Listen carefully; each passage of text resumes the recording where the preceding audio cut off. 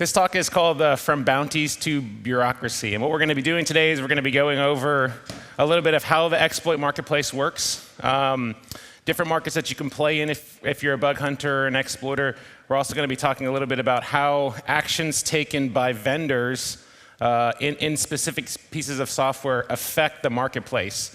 There's not a lot of people who can actually talk about that, but because we've been in the marketplace for so long, we can show you historical data about how the market changes based off of various factors. And then we're going to talk about how bug bounty programs in general can stop the use of exploits by governments, which is always something that I'm really proud of when we're actually able to do that. So first, a quick introduction. For those of you who don't know who I am, my name is Brian Gorenc. So I'm the Director of Vulnerability Research inside of Trend Micro Security Research Organization. And my primary responsibility is running the Zero Day Initiative program. How many people have heard of the Zero Day Initiative? Some people? Yeah? Sold us bugs before, hopefully. So we're the world's largest vendor-agnostic bug bounty program. And what does that mean? It means we work with researchers around the world.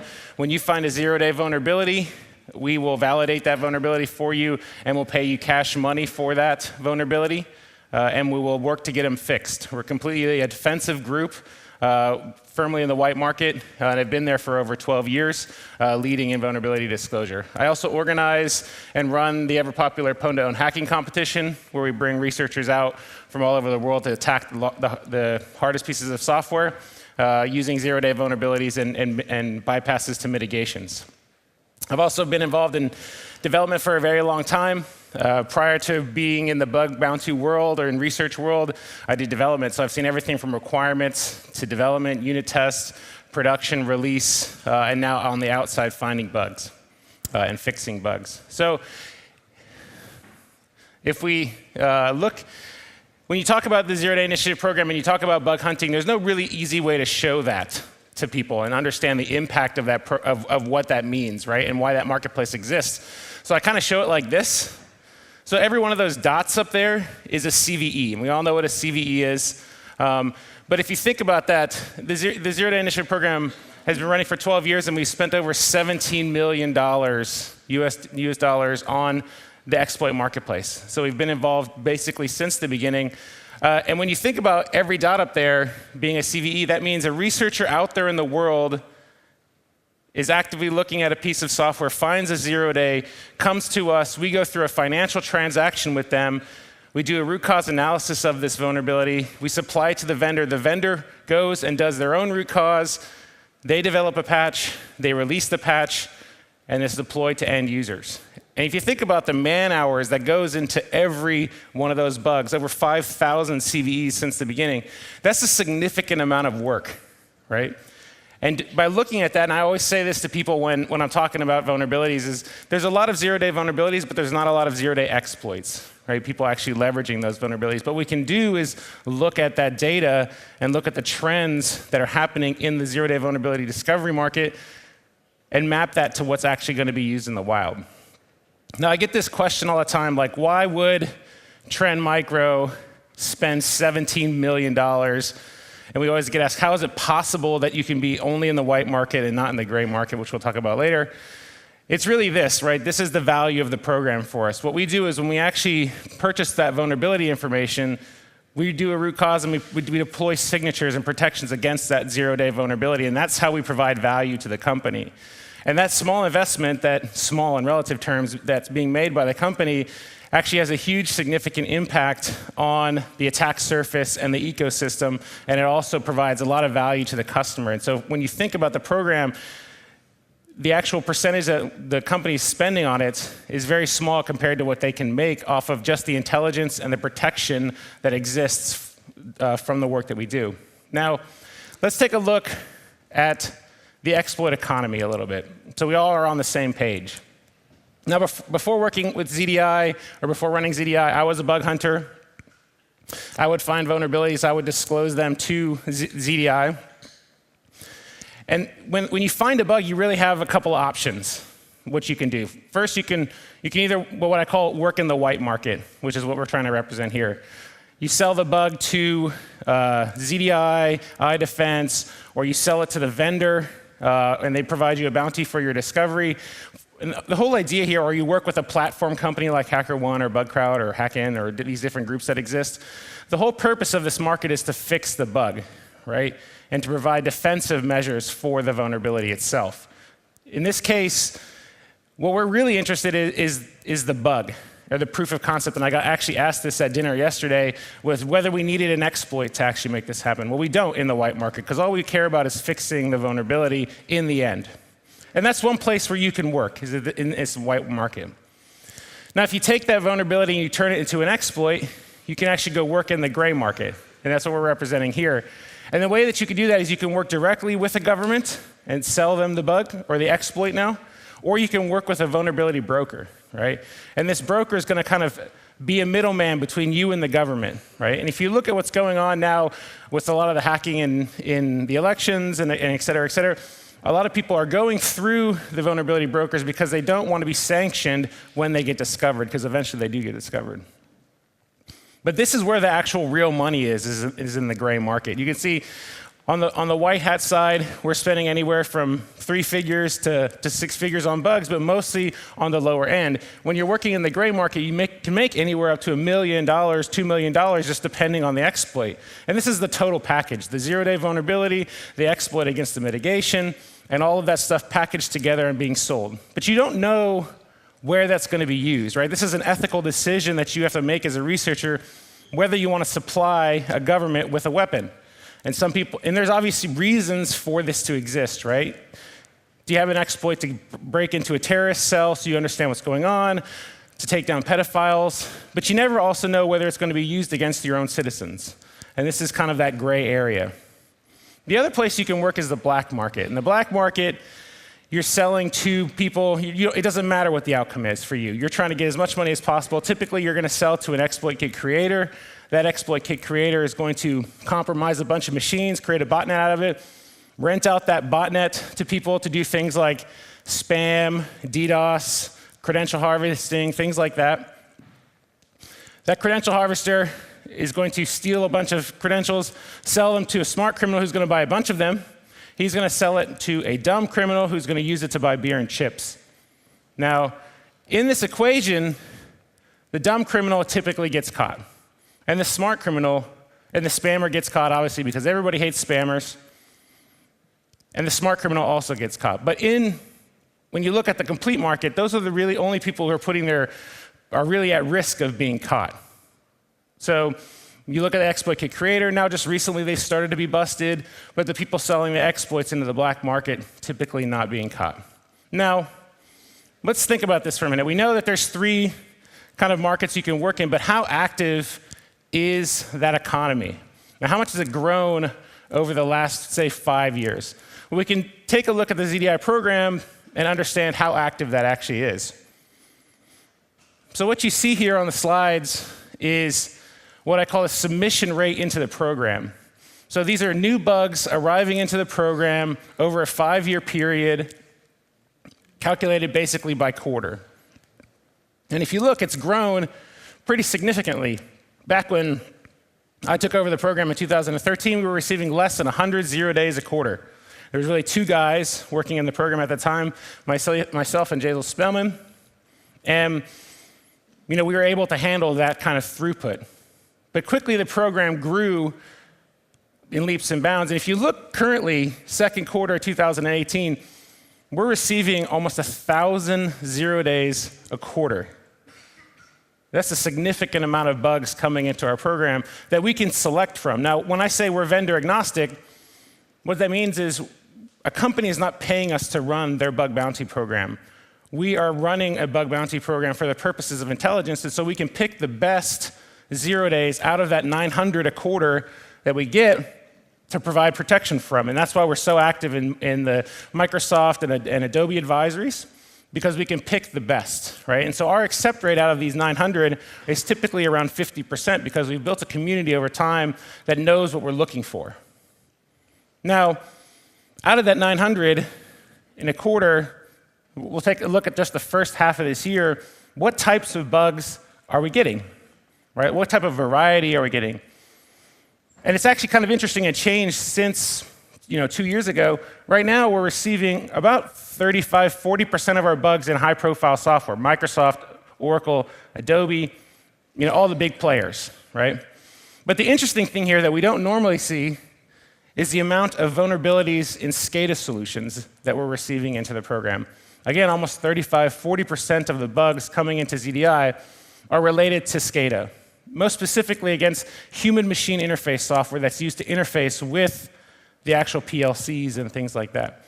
And what's happened is people over the years have taken their knowledge of Windows vulnerabilities and moved it over into the HMI, which was kind of an untapped surface, and they're able to do a lot of damage over there and find a lot of bugs, hundreds of bugs in HMI solutions.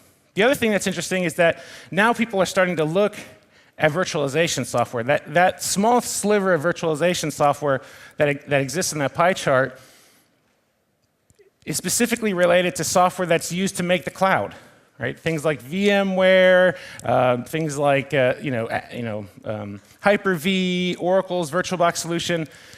People have just started to look at these attack surfaces, and we did a presentation actually on this at OffensiveCon earlier in the year about how easy it is to break out of a virtual machine and execute code in the hypervisor or in the underlying host operating system.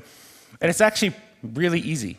Like a little bit of work related to how the communication happens back and forth between the guest and the host, and you can find a way out.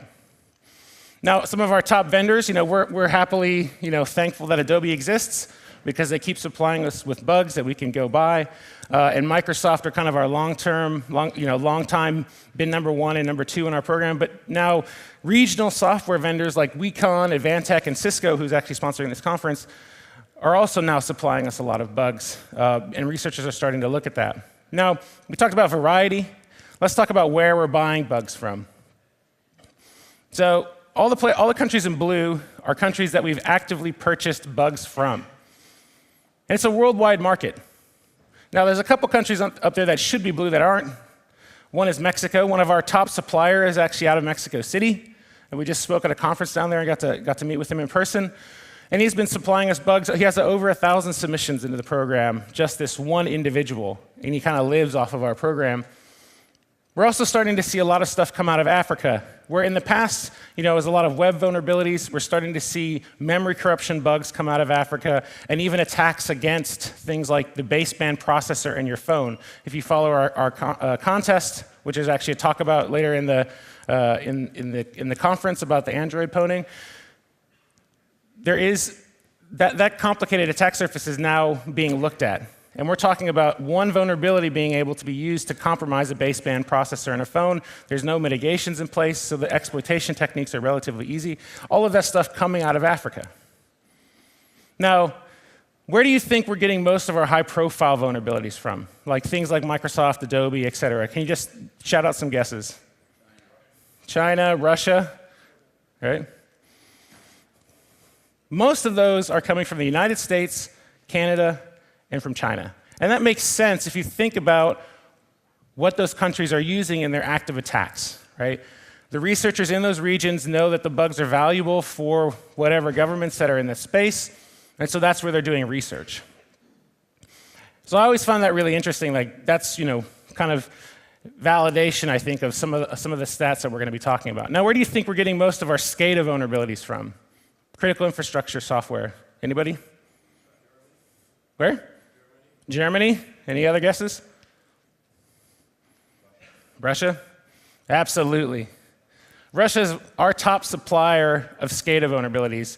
And the way that it's working now is in the past, people would be submitting to the program, they would submit one bug, and it would be just a proof of concept that crashes the software. Now they're submitting 50, 60 bugs, all with white papers and exploits. And this is a very different turn for us, right? Because people are submitting us in complete research projects, and they're really spending a lot of time understanding the attack surface, building exploit techniques that are useful against those, and then really doing a lot of damage across the board. And that's why we see, the 900 submissions in a quarter. Is people are getting really, really good at this type of research. Now, we've talked about kind of where things are coming from and the different bugs that we're seeing, and so, what we want to do is we want to understand how the gray market works. And traditionally, we couldn't do that because it's called the gray market or the black market, and only if you knew the right people or you had the right connections would you be able to understand what that market actually looked like. Until recently, the hacking team breach occurred. And when the hacking team breach occurred, all their emails were dumped on WikiLeaks, and the entire industry at that time basically went through their complete email dumps and looked for the 0 days that they were using and worked with Microsoft and the other vendors to get them fixed. But we took a different approach in ZDI because we knew that the industry was going to do that. What we wanted to understand is what was the financial incentives for the researchers, who were they buying from, who were they selling to, what kind of software or services were they buying, how were they actually looking at buying vulnerabilities, and who did they talk to. But if we look at Hacking Team just as a business, you can see that they were making significant amount of money. These are just some invoices for the software that they were selling, the remote access Trojan. And these are just the support contracts, right? These are 90,000 euros for support of the Trojan that they had, 180,000 euros. And it was being bought by a significant number of countries. Let's just read some off here. Guatemala, Lebanon, Mongolia, Russia, Egypt, Vietnam, Malaysia, Brazil, Bangladesh, South Korea, Cyprus, UAE, Mexico, Hungary, and a small company in Maryland called Cyberpoint. And there's another 3-letter agency in Maryland. Who knows? Maybe they were buying for them. I have no idea. But it was a very lucrative business for them. These are just support contracts. These aren't the actual initial purchases. You can imagine what those actually were. And what was interesting is they actually released their profit and loss spreadsheets, right? So from a business perspective, we can understand how good they were actually doing as a business and how that market was actually evolving. We can look from 2015 to 2016, they were expected to grow their business revenue-wise by 33%, which is great for a startup, right? I mean, obviously, like in the software space, you want exponential growth, but we're talking about, offensive security, right? This is not like, people buying this stuff off the shelf. These are very unique buys, right? Expected to grow 33% year over year. They had about 55 full-time employees, expected to grow to 67 in the previous year. But what's really interesting for us is the other personnel costs. This is what we would call contracting dollars, and where we think that they were using to buy 0-day vulnerabilities and things like that. And you can see that they were expecting to grow their other personnel costs pretty significantly in the next year, almost 50%. And they were more than likely using some of this money to go buy 0-day. So the question is, how is it possible to go buy 0-day on the gray market, right? And how does that compare to us in the white market? Are we doing the right thing? We want to patch bugs, and we do that all the time. We've almost patched 1,200 bugs already in 2018.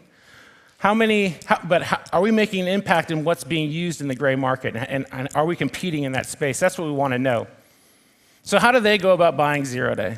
One way to do this is using consultancy services, right? And this is what we do in the white market.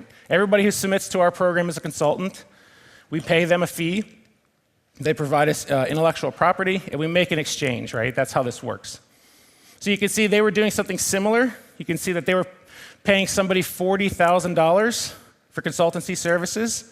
And the only reason we know that this is likely 0-day vulnerability exchange is because we know the researcher, right? This is a beneficiary on the list is Vitaly Toropov. He was a submitter, or he was a researcher, not very well known prior to the hacking team breach publicly, but he was very well known to ZDI because we had been buying bugs from him for a lot of years prior to this leak coming out. And he's very good. Very, very good at finding 0-day and writing exploits. And what's unique about him is he exploits software in ways that aren't really publicly documented. So from an intelligence perspective, it's important for us to know what's not publicly documented, right? So we can build protections against it. But he was also he kind of disappeared from our program, and then he showed up in the hacking team breach, right? So in this case, we had a researcher move over into the gray market, but they're using the same model that we are, right, for buying bugs using consultancy services. Now, another option is to use a vulnerability broker, right, to actually buy 0-day. And one of the interesting things about the breach was it actually leaked out, how they sold or how a broker actually sells their bugs. And if you look at it, they sell it differently than the way we buy it in the white hat world. They actually use this thing called an exclusive purchase, a non-exclusive purchase, or a monthly license. You can buy it in different ways, right? And that's very interesting. And if you think about it, for a government to purchase a vulnerability, they're likely going to purchase it in an exclusive purchase because they want to use it one time. They want to throw it away immediately afterwards because they never want to be caught, right? And if you think about it, countries that spend $10 million on a missile don't mind investing $100,000 or whatever it's going to take to get the intelligence to know where to put that missile, right? So it's a very small investment for them to buy an exclusive purchase. Now, in the white market, when we buy a bug, we pay immediately. Or if you're a vendor, you pay after the patch comes out. So as part of our program, we try to pay as fast as possible. In the gray market, their payment schedules are a little bit different. You can see here that this is an exclusive purchase of at the time it was an Adobe Flash vulnerability for almost $100,000. And the way they pay is kind of staggered, right? So after 30 days, they're going to pay you 50%. After another 30 days, they're going to pay you another 25%. And after another 30 days, they're going to pay you the remaining 25%. The whole purpose of this pay schedule is to make sure that the 0-day maintains its 0-day status, right? Because what they don't want you to do is to sell the bug to them and immediately sell it to ZDI, where we're going to go get it fixed. All right, so they're going to stagger this payment out so that we know that it will maintain its 0-day status long enough to actually provide them value, right?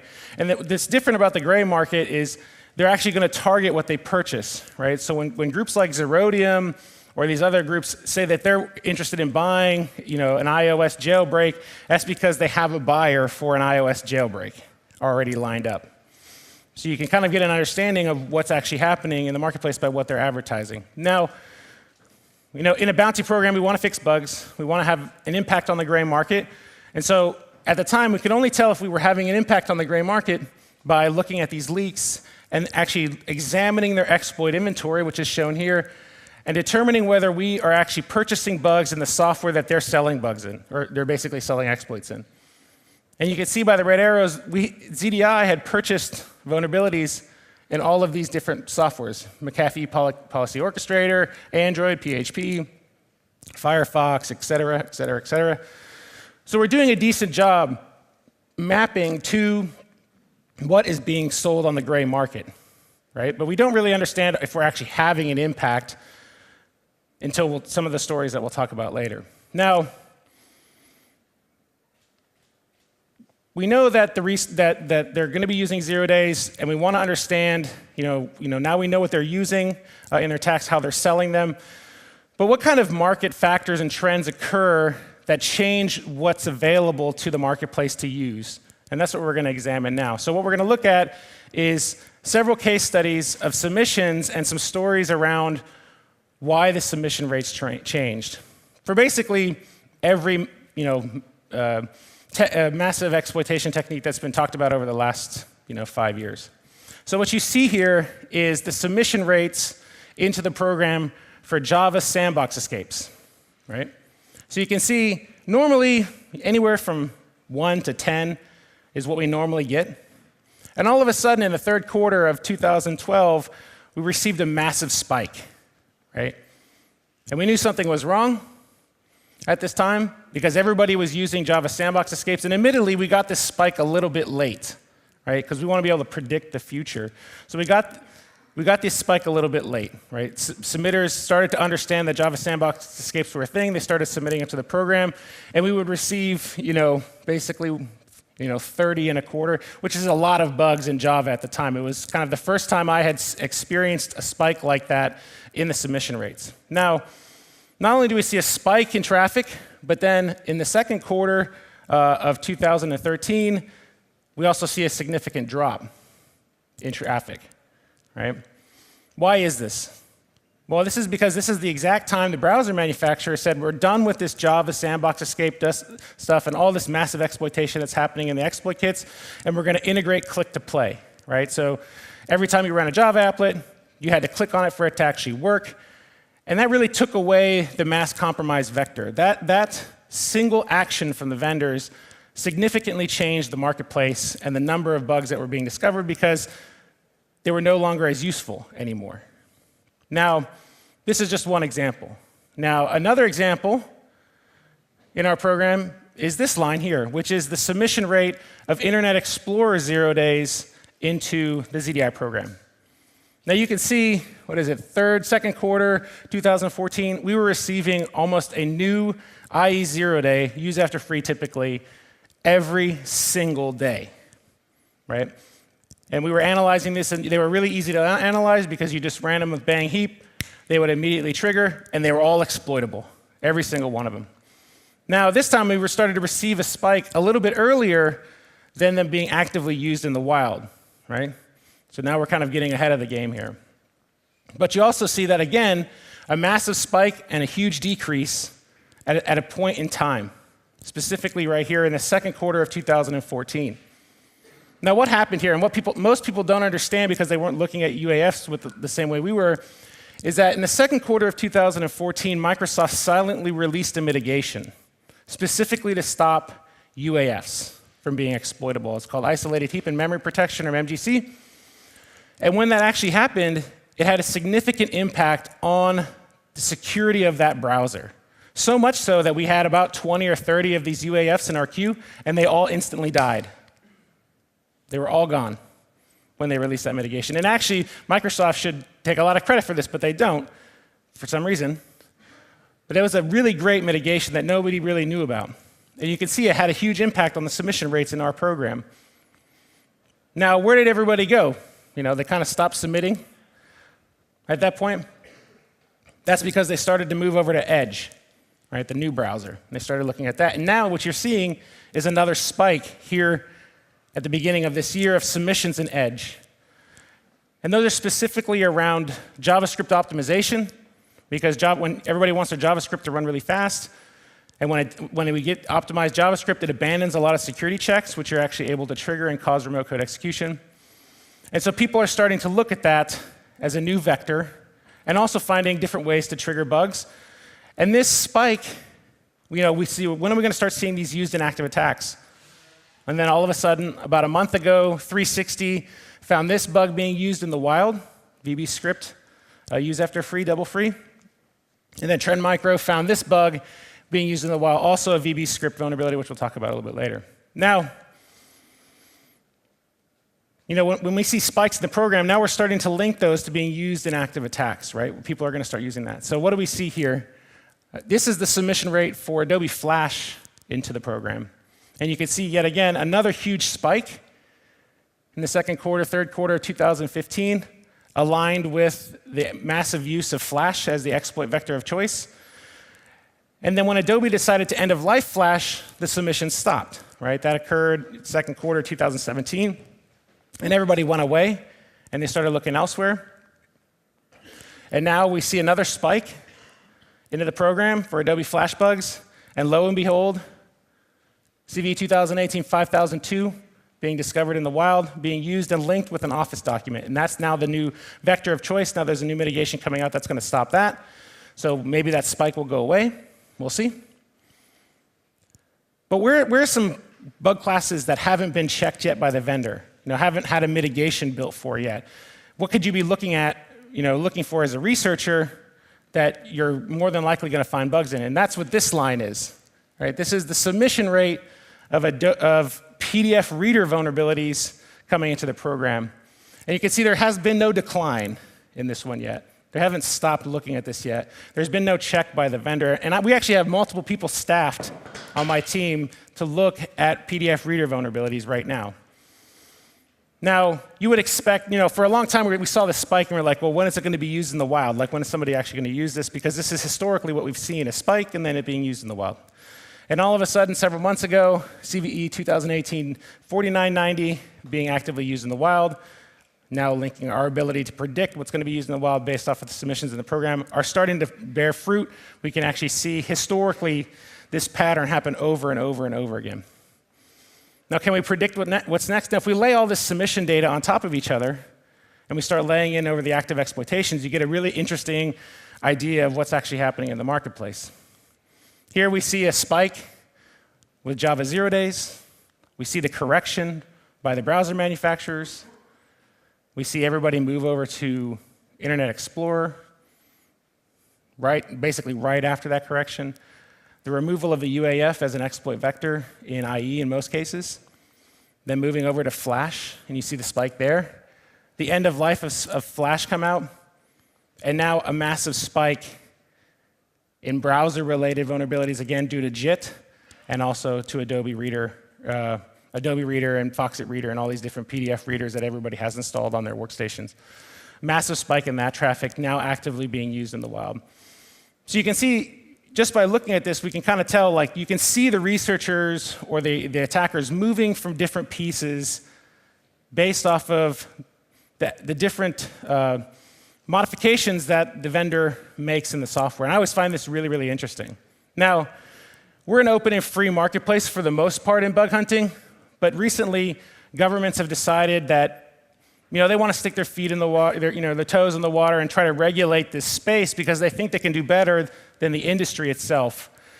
And that's where you see things like the Wassenaar Arrangement, which is actually a dual-use technology agreement between countries. And you can see that they actually added intrusion software into that list. So the transfer of intrusion software or exploits between countries in the Wassenaar Arrangement actually has to be monitored, and you have to get an export license for that. China, most people don't follow the Chinese market as close as I do, but China has also introduced, quote, regulations, which are just suggestions, to have them stop participating in things like contests or the transfer of exploits out of country, kind of bringing everything and keeping it inside of China. Right? So these regulations are actually bad for the industry, right? Because the open market that we had and the transfer of exploits, through the White Hat programs would actually provide vendors with enough information to build mitigations around that stuff. And it's had a significant impact on exploit research, specifically related to the contest that we run, Pwn to Own. If you look at Pwn to Own over its history, we're offering six-figure bounties on Chrome and Edge and VMware, all these different browsers and mobile phones and et cetera. And for a long time there was several years where the Chinese would come out and they would come out as teams and dominate this contest and bring exploits for every single target. And they would basically, there was two teams that were really good in China, 360 and Tencent, and they would actually fight each other to win the Master of Pwn, which is the actual award that we give out at the contest, so much so that they would actually reverse engineer the researchers, right, that were on the other team. So they would learn how that researcher was researching, find the bugs before they would find it, submit them to the vendor, kill those bugs so that they wouldn't win the contest. No joke, this actually happened. So it was actually that competition existed, but now no longer exists due to regulations, what I think is very, very sad. Now, we know that we can patch bugs. We see that it has an impact in the gray market, at least we think it does, because we're kind of hitting the same code bases that they're looking at. We see the vendors making different adjustments in their software, and you can see the submission rates changing. But do we actually make an impact in what's actively being used by governments? That's what we really want to know. Are we actually solving this problem? Well, again, this is not something we can figure out until the leaks occur, right? WikiLeaks or these other different areas where exploit techniques come out. Because right now we're living in a shadow broker's reality, right? When you look at shadow brokers, what happened when they released the supposed NSA toolkit, we can understand by looking at the bugs that they were using whether we're actually making an impact in those. And there was actually a case here where we did make an impact, at least in the U.S. government's operations of, let's go back, U.S. government's use of exploits. Now, in our program in 2014, we received a vulnerability report that we kind of couldn't believe, right?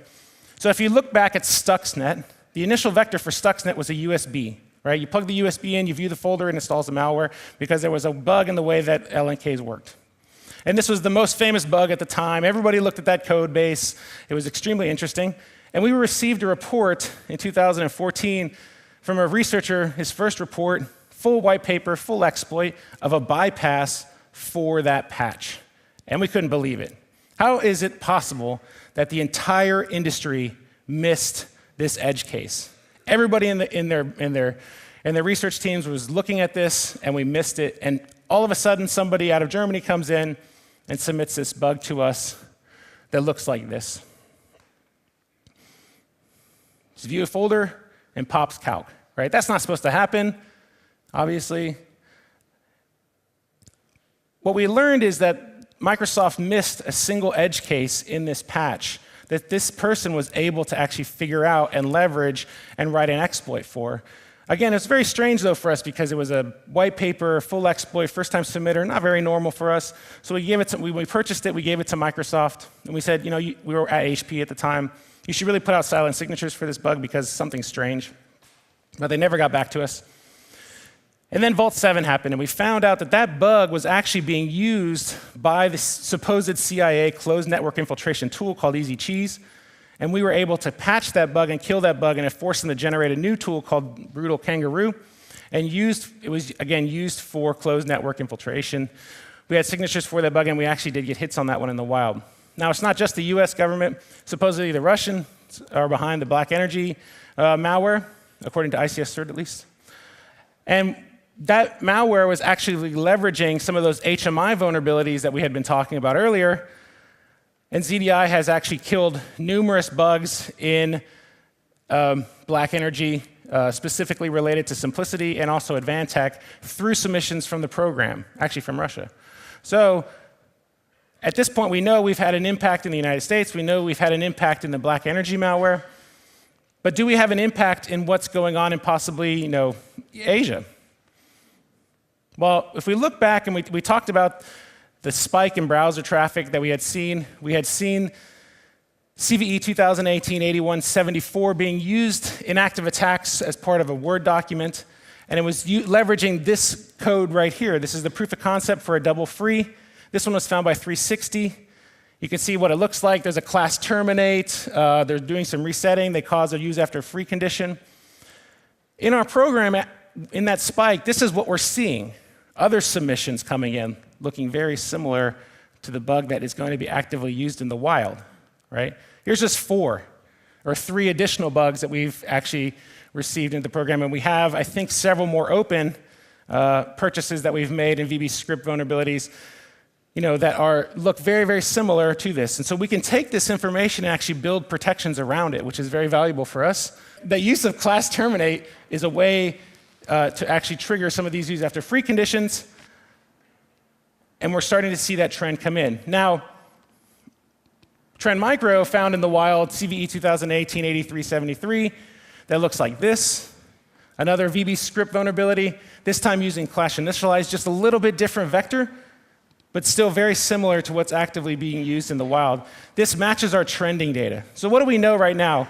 We know that the power of the white market can have an impact on what's actively going to be used up by the governments. We can understand from a trending perspective what it's going to look like so we can build protections for it and actually get them fixed. And so that, for us, is extremely valuable, right? And that's why we run the program the way we do.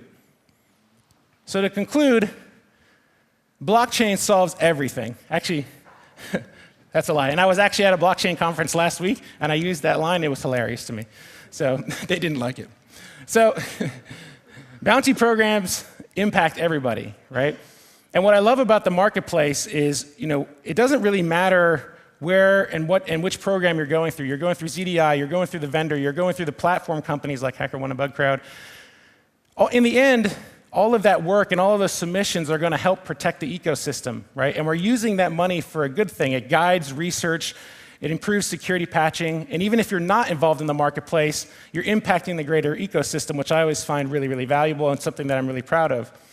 But the marketplace is very crowded, and it's always shifting, right? So as a runner of one of these programs, we have to be monitoring what's going on in the gray market. We need to understand what's happening in the platform companies to make adjustments to make our program attractive to everybody, and it's really fun to actually participate in that and make the white market a sexy alternative to the gray and black market. We can use this data to actually predict the future of exploits.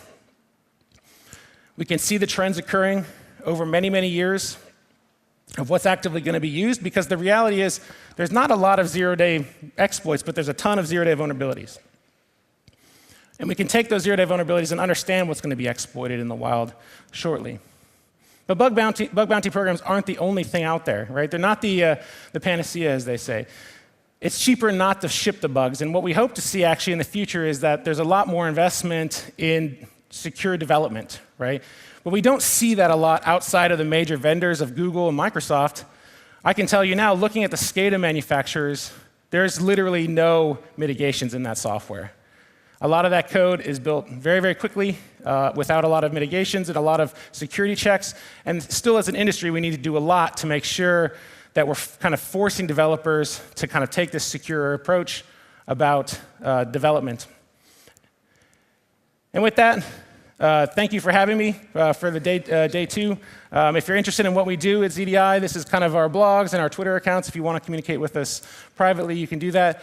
And at that point, I'll be around if anybody wants to ask any questions about the marketplace. Thanks for spending your time with me this morning, and I will slowly get off the stage. Thank you.